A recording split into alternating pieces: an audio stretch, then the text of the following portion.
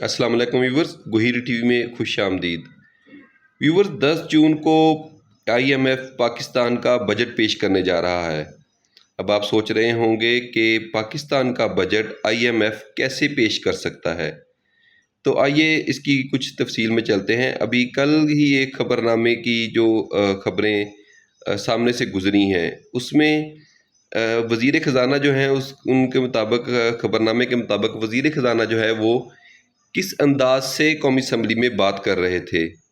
انہوں نے کہا کہ ملازمت پیشہ افراد کے ٹیکس میں اضافہ نہ کرنے کے لیے ہم نے آئی ایم ایف سے درخواست کی ہے۔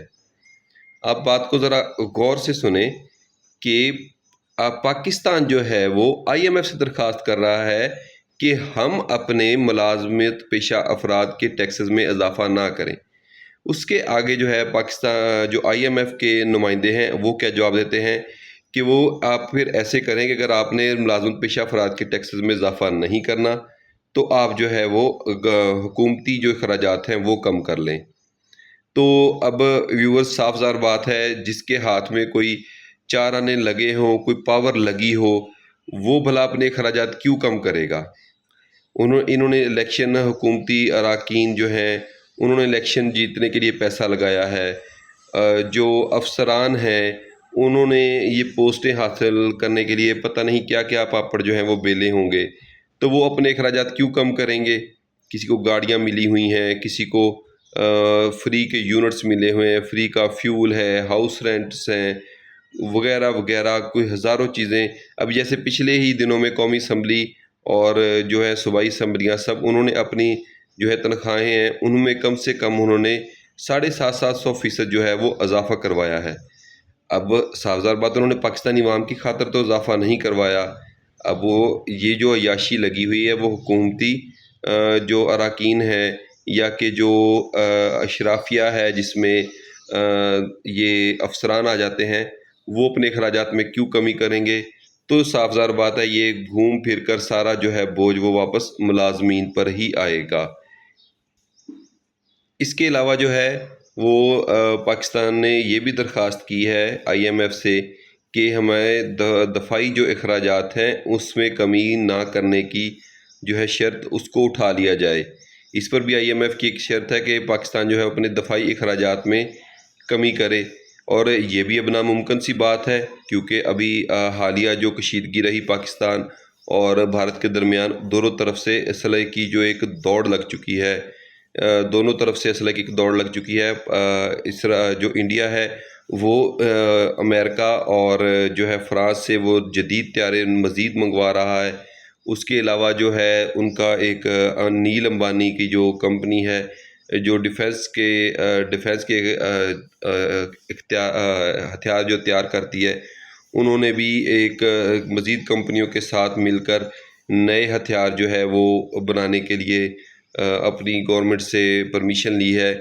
تو اسی طرح پاکستان جو ہے وہ یہ مزید چائنا سے اور ترکی سے اپنے جو ہے مزید جدید طیارے خرید رہا ہے۔ تو یہ اخراجات بھی ناممکن سی بات ہے، ان کی ٹیکسز بھی لازمی بات ہے عوام پر ہی لاگو ہوں گے۔ اس کے علاوہ جو ہے زرعی ٹیکسز کے حوالے سے پاکستان نے آئی ایم ایف کو درخواست دی ہے کہ زرعی ٹیکسز نہ لگائے جائیں۔ اس سے پہلے بھی جو ہے زرعی ٹیکسز جو ہیں وہ پنجاب گورنمنٹ اور سندھ گورنمنٹ جو ہے وہ لاگو کر چکی ہیں، جس میں بیانہ بڑھا دیا گیا ہے۔ لائف سٹاک پر جو ہے وہ انہوں نے اس کو زراعت کے اندر، ایگریکلچر کے شعبے کے اندر لیتے ہوئے جو ہے لائف سٹاک کی آمدنی پر جو ہے انہوں نے ٹیکسز پر اضافہ کر دیا گیا ہے۔ کسان جو پہلے بیچارہ ہر طرف سے پسا ہوا تھا، اس کے لیے درخواست دی ہے کہ زرعی ٹیکسز نہ لگائے جائیں۔ اس پر بھی آئی ایم ایف نے جو ہے وہ ان کو ایک قسم کی ابھی تک تو فی الحال کوئی اقرار یا انکار نہیں کیا ہے کہ زرعی ٹیکسز نہیں لگائے جائیں۔ زرعی ٹیکسز اگر لگ جاتے ہیں تو کھادیں اور سپرے جو ہے وہ مزید مہنگے ہو جائیں گے۔ تو اس لحاظ سے اس کو یہ بالکل نہ دیکھا جائے کہ یہ پاکستان کا سالانہ بجٹ آ رہا ہے، یہ بالکل آئی ایم ایف کا ایک سالانہ بجٹ آ رہا ہے۔ اور مجھے حیرت ان لوگوں پر ہوتی ہے جو کہ پی ٹی آئی کے دور حکومت میں بڑے ڈھنڈورے پیٹ رہے تھے کہ پی ٹی آئی نے جو ہے وہ پاکستان کو IMF کے پاس گروی رکھ دیا ہے، ان کی یہ شرط مان لی ہے، حالانکہ کوئی ایک آدھ بات تھی اس پر بھی جو ہے PTI گورنمنٹ نے بالکل انکار کر دیا تھا کہ ہم لوگ ابھی اس صورتحال میں نہیں ہیں کہ ہم لوگ اپنی عوام پر مزید ٹیکسز لگا سکیں، کیونکہ کرونا کے بعد ابھی معیشت جو ہے وہ بحال ہو رہی تھی۔